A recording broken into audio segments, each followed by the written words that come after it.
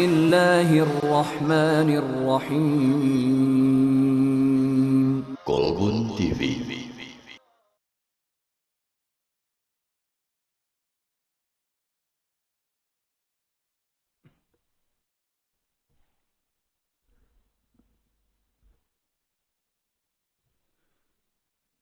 Bismillahirrahmanirrahim. Assalamualaikum warahmatullahi wabarakatuh.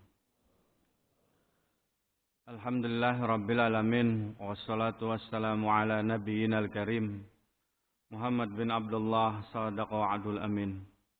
Asyhadu an la ilaha illallah wahdahu la syarikalah wa asyhadu anna Muhammadan abduhu wa rasuluh sallallahu alaihi wa ala alihi wa sahbihi wa tabi'in wa tabi'it tabi'in wa man tabi'ahum bi ihsanin ila yaumiddin.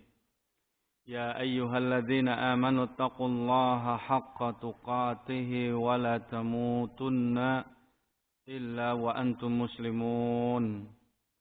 Ya ayyuhan nasu taqu rabbakumul ladzi khalaqakum min nafsin wahidah wa khalaqa minha zawjaha وبث منهما رجالا كثيرا ونساء واتقوا الله الذي تساءلون به والأرحام إن الله كان عليكم رقيبا يا أيها الذين آمنوا اتقوا الله وقولوا قولا سديدا يصلح لكم أعمالكم ويغفر لكم ذنوبكم ومن يطع الله ورسوله فقد فاز فوزا عظيما فإن أصدق الحديث كتاب الله وخير الهدي هدي محمد صلى الله عليه وعلى آله وسلم وشر الأمور محدثاتها فإن كل محدثة بدعة وكل بدعة ضلالة وكل ضلالة في النار. قال الله تعالى في كتابه الكريم وهو السميع العليم أعوذ بالله من الشيطان الرجيم إن الصلاة كانت على المؤمنين كتابا موقوتا وقال تعالى أيضا إن الصلاة تنهى عن الفحشاء والمنكر وقال تعالى أقم الصلاة لذلوك الشمس إلى غسق الليل وقرآن الفجر إن قرآن الفجر كان مشهودا قال نبينا المصطفى محمد صلى الله عليه وعلى آله وسلم صلوا كما رأيتموني أصلي. Ikhwan fiddin wa akhwatu fillah rahimakumullah.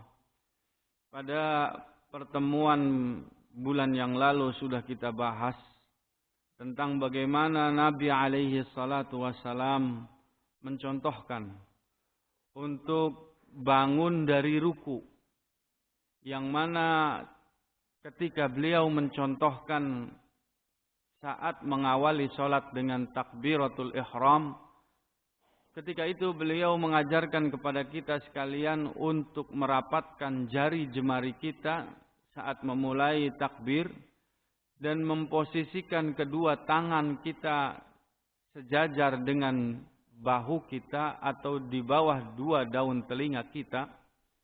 Akan tetapi berbeda keadaannya ketika beliau mengajarkan kepada kita sekalian untuk turun saat ruku. Maka ketika ruku beliau memberikan contoh kepada kita sekalian yufarriju baina asabi'ai. Beliau membuka semua jari jemarinya dan meletakkan kedua tangan itu atau telapak tangannya ala rukbataihi, di atas kedua lututnya. Tidak di atas sebelum lutut dan tidak di atas sesudah lutut.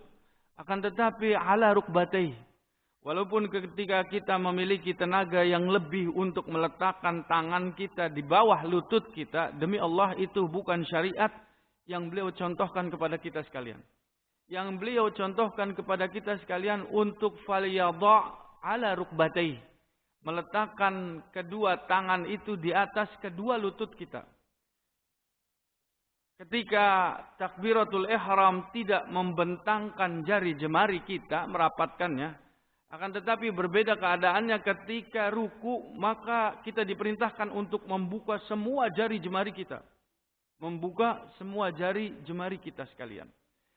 Saat beliau mencontohkan ruku sudah kita bahas, barakallahu fikum, pada pertemuan yang lalu, beberapa bacaan doa-doa ruku kepada kita sekalian.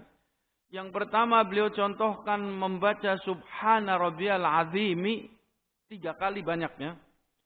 Yang kedua beliau contohkan Subhana Rabbiyal Azimi wa bihamdih, yang diriwayatkan oleh Imam Abu Dawud. Yang itu juga beliau contohkan untuk membacanya 3 kali banyaknya, jumlahnya diulang-ulanginya, Subhana Rabbiyal Azimi wa bihamdih, Subhana Rabbiyal Azimi wa bihamdih, Subhana Rabbiyal Azimi wa bihamdih. Kemudian ada contoh bacaan doa ruku yang lain, yaitu Subuhun Quddusun Rabbul Malaikati Warruh. Yang ini tidak ada perintah untuk dibaca 1 kali atau 2 kali atau 3 kali. Tandanya kita diberikan kebebasan untuk membaca ini pada doa ruku kita, Subuhun Quddusun Rabbul Malaikati Warruh. Ketika itu dibaca oleh kita 1 kali, sah hukumnya. Ketika kita baca berulang-ulang banyaknya sambil menunggu imam bangkit dari rukunya,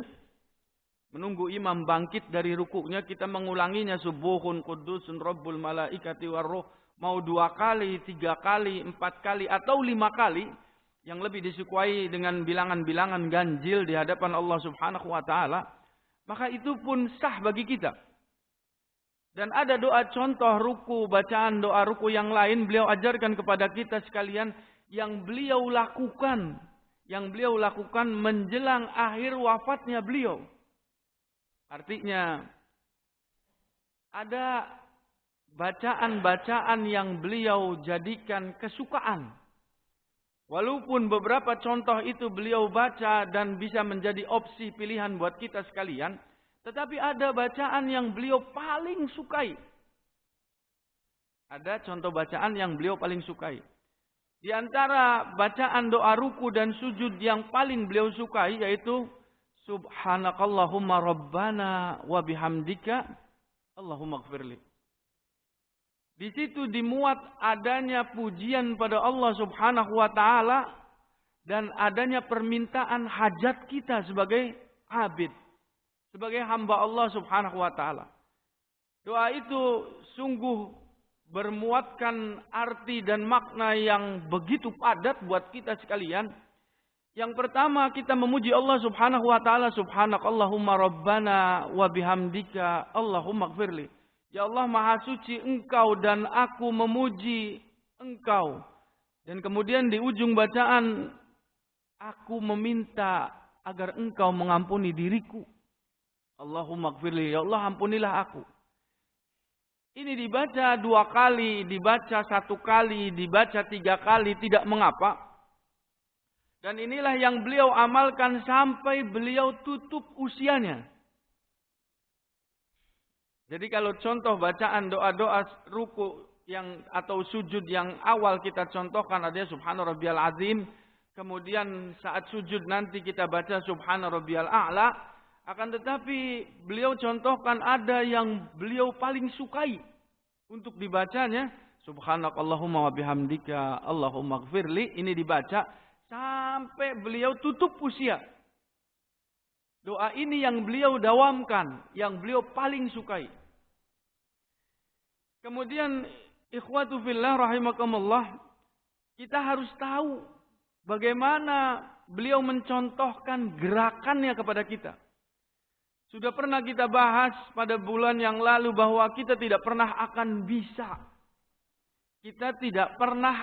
bisa menyamai kekhusyuan Rasul alaihi salatu wasalam ketika beliau sholat. Menghadirkan hatinya, meresapi bacaannya, meminta perlindungannya kepada Allah Subhanahu wa taala, kita tidak akan bisa menyamainya.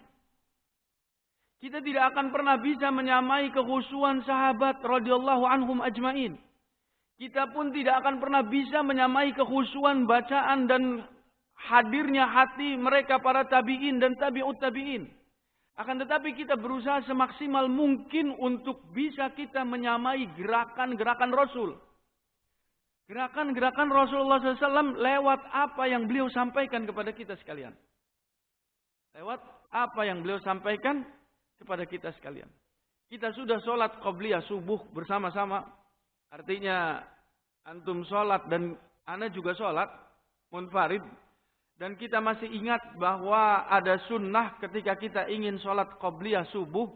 Maka pada rakaat pertama kita baca surat Al-Kafirun. Dan pada rakaat kedua kita baca Al-Ikhlas. Jangan surat-surat yang lain. Karena ini yang beliau contohkan kepada kita sekalian. Sama ketika kita sholat sunnah tawaf setelah atau pasca melakukan 7 putaran di area Ka'bah. Maka kita disunnahkan untuk sholat 2 rakaat di belakang makam Ibrahim. Yang pada rakaat pertama setelah Al-Fatihah kita baca Al-Kafirun. Dan pada rakaat keduanya kita baca Al-Ikhlas setelah surah Al-Fatihahnya. Begitupun setiap harinya. Ketika kita melakukan sholat sunnah qobliyah subuh. Jangan tinggalkan 2 surat ini. Jangan antum tinggalkan bacaan sunnah yang paling beliau sukai setelah membaca Al-Fatihah. Kita jangan baca surat yang lain tetapi Al-Kafirun pada rakaat pertama dan Al-Ikhlas pada rakaat keduanya. Kemudian bagaimana beliau mencontohkan untuk sujudnya. Ada hal sesuatu yang mungkin bagi kita sekalian perkara yang baru kita ketahui. Tetapi kalau itu datangnya murni dari lisan Rasul alaihi salatu wassalam, maka Allah subhanahu wa ta'ala memberikan panduannya kepada kita sekalian. Allah memfirmankan ayat wa ma atakumur rasulu fakhudhuhu. Dan apa-apa yang Rasul kalian berikan kepada kalian, maka ambil itu. Wa ma nahakum anhu fantahu. Dan apa-apa yang Rasulullah SAW larang kepada kalian, maka jauhilah. Tinggalkanlah.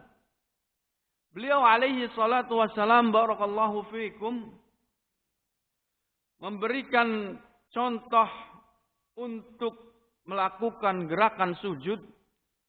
Dalam riwayat yang disampaikan oleh Imam Al-Bukhari dan Imam Muslim, dikatakan kana sallallahu alaihi wa ala alihi wasallam yukabbiru wa yahwi sajidan. Ketika beliau alaihi salatu wasallam turun untuk sujud, beliau bertakbir. Artinya bukan mengangkat kedua tangan, jangan salah memahami, tetapi bertakbir yaitu melafalkan bacaan Allahu Akbar. Jadi habis kita melakukan i'tidal, yang mana pada pertemuan lalu sudah kita bahas, bahwasanya ada doa bacaan i'tidal setelah ruku kita, Rabbana lakal hamdu, ditambahkan Rabbana walakal hamdu. Ada yang dikatakan Rabbana lakal hamdu mil'us samawati wa mil'ul ardi wa mil'u ma syi'ta min syai'in ba'du. Ada yang dicontohkan Rabbana walakal hamdu hamdan katsiran tayyiban mubarakan fihi ila akhir riwayat. Kemudian ketika beliau turun untuk sujud, beliau dalam satu keterangan dikatakan bahwasanya kana sallallahu yukabbiru wa yahwi sajidan. Beliau bertakbir ketika turun untuk sujudnya. Demikianlah perintah beliau kepada orang yang sholatnya juga masih dalam keadaan salah. Maka beliau meluruskan apa yang harusnya orang-orang yang salah itu memperbaiki gerakannya. Kemudian beliau pun mengatakan la tatimmu shalah. Tidak akan pernah sempurna sholatnya seseorang. La tatimmu sholatun li ahadin minan nas hatta yaqulu sami'allahu liman hamidah. Tidak akan sempurna sholatnya seseorang sampai dia mengucapkan kata-kata kalimat sami'allahu liman hamidah. Hatta yastawiya qa'iman thumma yaqulu Allahu akbar. Thumma yasjuda hatta tatma'inna mafasiluh. Dikatakan oleh beliau, Tidak akan sempurna seseorang yang ingin melakukan sujud sampai dia melafalkan atau mengatakan lewat lisannya sami Allahu liman hamidah, sampai ia berdiri dengan tegak kemudian mengucapkan Allahu Akbar. Artinya begitu sami Allahu liman hamidah, dia berdiri dulu dengan tegak dan dikatakan ruas tulang belakangnya kembali mapan. Artinya tulang-tulang punggung kita kembali pada posisi seperti tatkala kita berdiri. Kalau ruku, tulang punggung kita itu bengkok, kita tekuk. Kemudian dikatakan rukuknya Rasul alaihi salatu wassalam, ana ulang-ulangi kepada antum sekalian, ketika diletakkan air di atas punggungnya maka air itu tidak tumpah begitu. Ruku, tetapi airnya tidak tumpah. Kemudian saat beliau i'tidal, beliau mengangkat tangannya, mengembalikan posisi tubuhnya. Mengembalikan posisi tubuhnya. Seperti ketika beliau pada awal berdiri tegak hendak melakukan takbiratul ihram. Artinya tulang-tulang punggungnya itu kembali pada posisi-posisi semula semua. Jangan kalau antum sholat baru bangun dari ruku, belum lurus tegak berdirinya, kemudian buru-buru turun untuk sujud. Ini banyak kesalahan di antara ikhwan kita, belum tegak berdirinya. Belum lurus pada posisi tulang ruas punggungnya. Tulang-tulang punggungnya itu belum kembali. Belum kembali rata, lurus. Dikatakan mafasiloh itu kembali pada posisi-posisinya. Yang dikatakan mafasiloh itu kembali pada posisinya saat ketika kita berdiri. Sampai kembali mapannya. Maka setelah kita sudah berdiri tegak, ketika beliau sudah berdiri tegak, dikatakan kana idza arada ayyasjuda kabbara wa yujafi yadayhi an jambihi thumma yasjud. Beliau merenggangkan tangannya dan lambungnya. Begitu turun untuk sujud, merenggangkan tangannya dulu, baru turun ke bawah. Karena ahyanan yarfa'u yadayhi idza sajada. Ini keterangan yang baru buat kita. Dalam keterangan yang disampaikan oleh Imam An-Nasa'i dan Imam Ad-Daruqutni dalam kitabnya Al-Fawaid dengan dua sanad yang sahih. Tetapi ada kata-kata ahyanan, berarti boleh kita lakukan, bukan untuk kita dawamkan. Harus kita bisa membedakan mana yang beliau lakukan terus-menerus, mana yang pada hadisnya itu diberikan keterangan ahyanan. Jadi kalau ada kata-kata ahyanan berarti tidak beliau lakukan secara dawam. Setiap sholat begitu terus, tidak.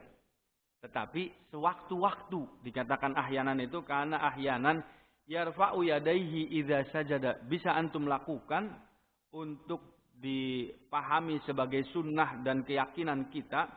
Riwayatnya dalam riwayat yang sahih, Imam An-Nasa'i Ad-Daruqutni juga beliau meriwayatkan hadis yang sama. Terkadang beliau mengangkat kedua tangannya ketika hendak sujud. Ini kan baru buat kita. Karena belum sampainya ilmu itu kepada kita. Saat ada keterangan sisi pendalilan yang rajih, maka ini bukan harga tawar buat kita. Tetapi sesuatu yang bisa untuk kita lakukan sebagai pijakan saat kita melakukan amalan itu. Artinya, kalau ada dalil dan itu murni disampaikan lewat lisan Rasul alaihi salatu wassalam, tidak memiliki hak kita untuk menawarnya. Ini nggak enak. Aduh, kok aneh ya, berbeda dengan yang keumuman. Itu Tidak boleh kita mengatakan seperti itu. Tetapi kalau hadis itu sahih, rajih dan datangnya benar dari lisan Rasul alaihi salatu wasalam, kita lakukan. Kita lakukan dan kita imani adanya. Beliau mencontohkan dikatakan karena ahyanan yarfa'u yadayhi idza sajada. Kalau beliau turun untuk sujud sewaktu-waktu, terkadang beliau mengangkat tangannya. Jadi seperti hendak takbiratul ihram.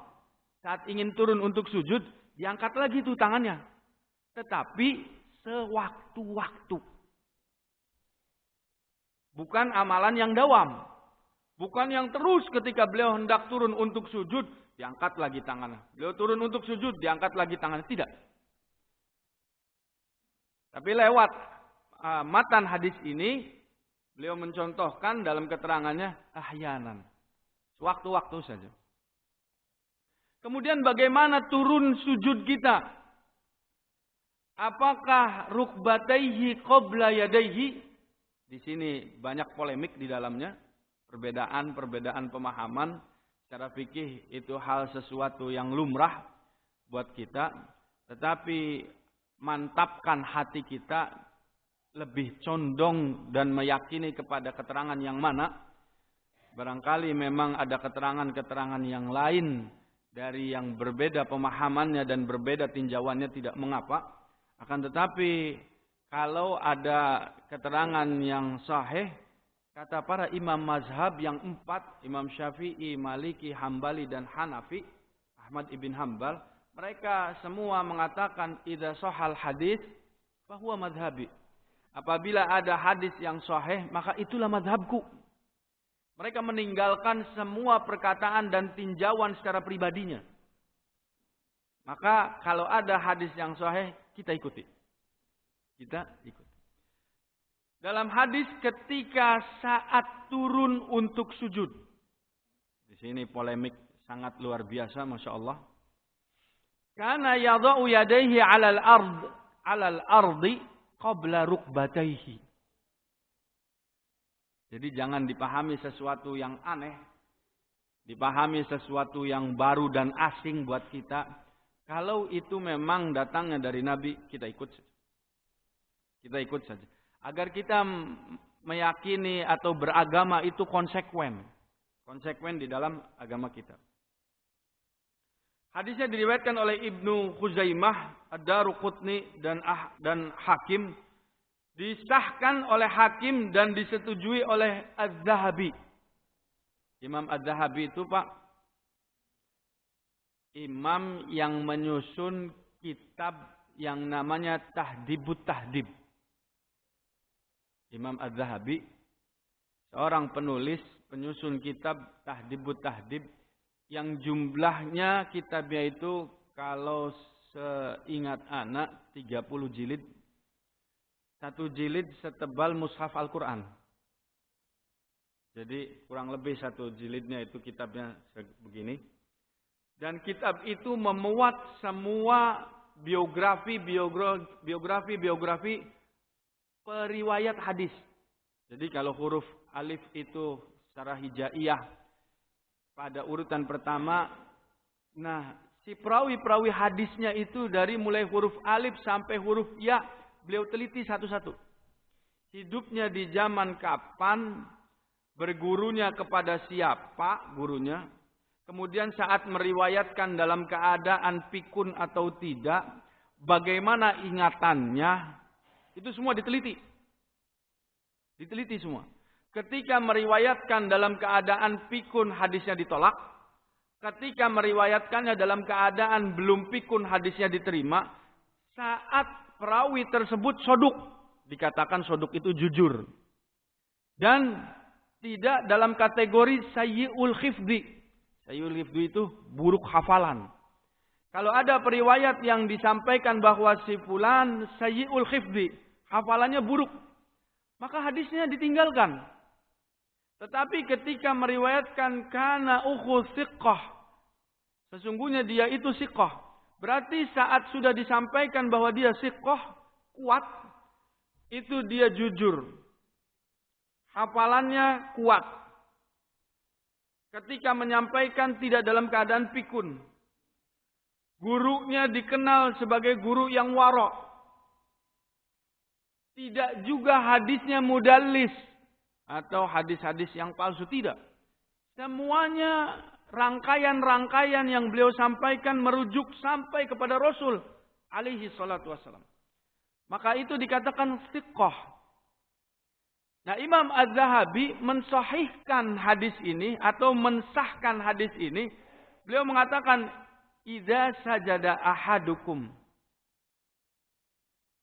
Ya.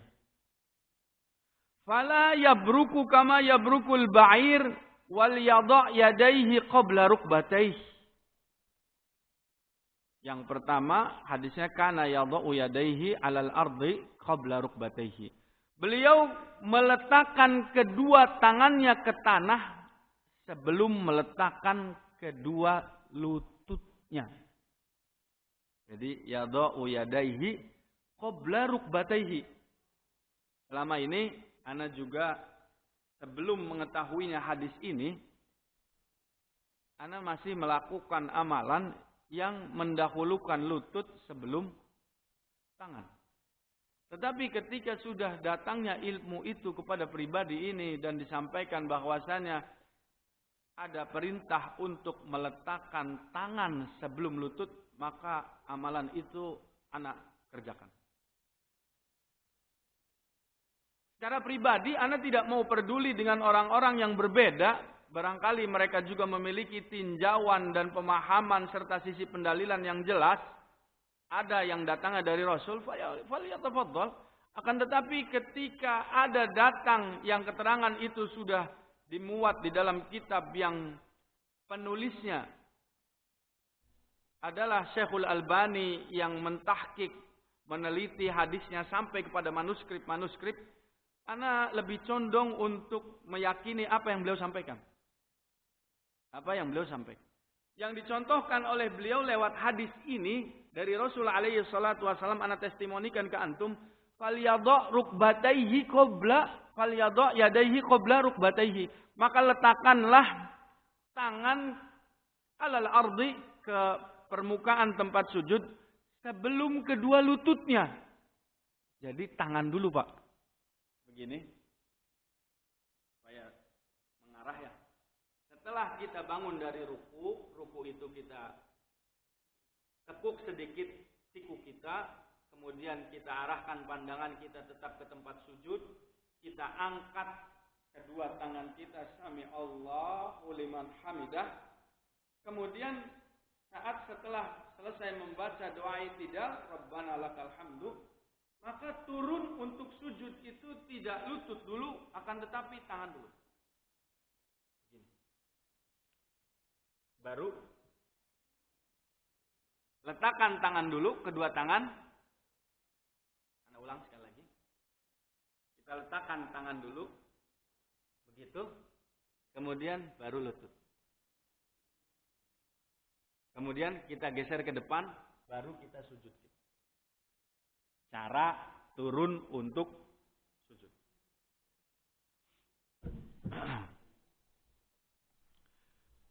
Idza sajada ahadukum fala yabruku kama yabrukul